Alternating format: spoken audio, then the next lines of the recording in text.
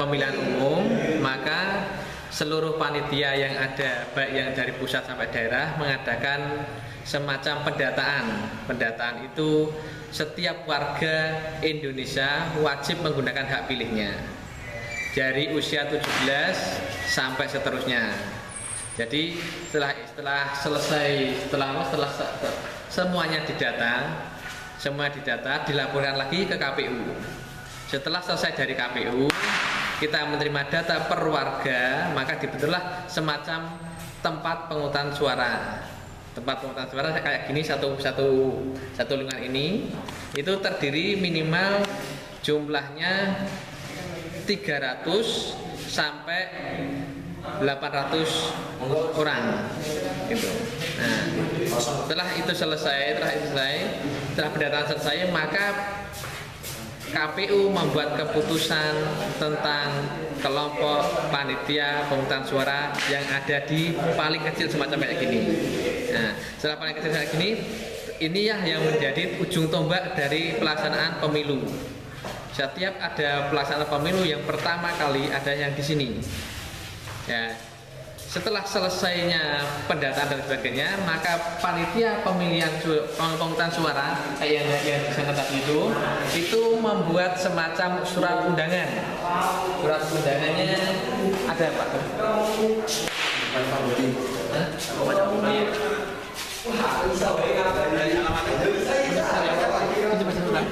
Surat undangannya kayak gini.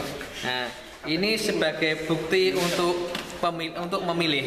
Nah, ini nanti dibawa ke tempat pendaftaran sini. Pendaftaran sini setelah selesai, nanti setelah dibawa ini langsung ke sini, langsung ke tempat pendaftaran.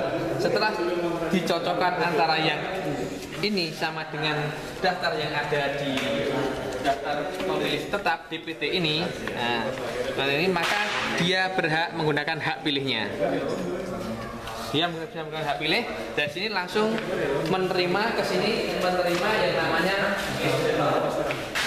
surat suara. Surat suara pemilihan presiden dan wakil presiden, nah kayak gini. Setelah itu,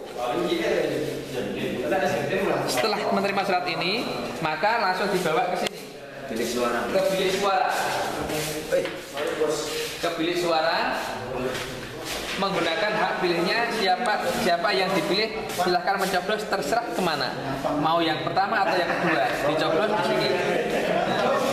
Setelah selesai mencoblos, maka surat suara langsung dimasukkan ke sini, ke kotak suara. Setelah selesai dari sini, maka untuk menandai bahwasanya orang tersebut sudah selesai menggunakan hak pilihnya, dia mencelupkan tangannya.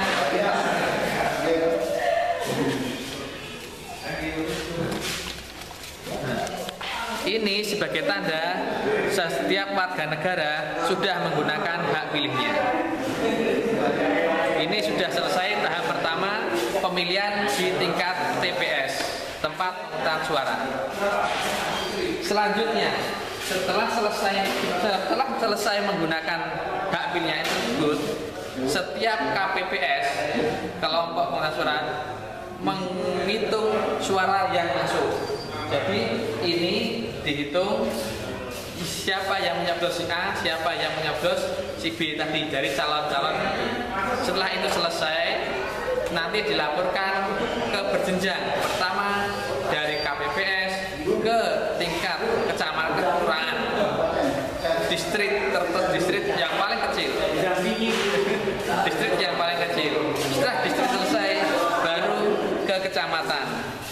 Kecamatan selesai, langsung lagi ke kabupaten. Kabupaten nanti berjenjang sampai ke KPU pusat. Setelah selesai direkap semua, barulah mengetahui hasil siapa yang menjadi presiden dan wakil presiden. Begitu yang bisa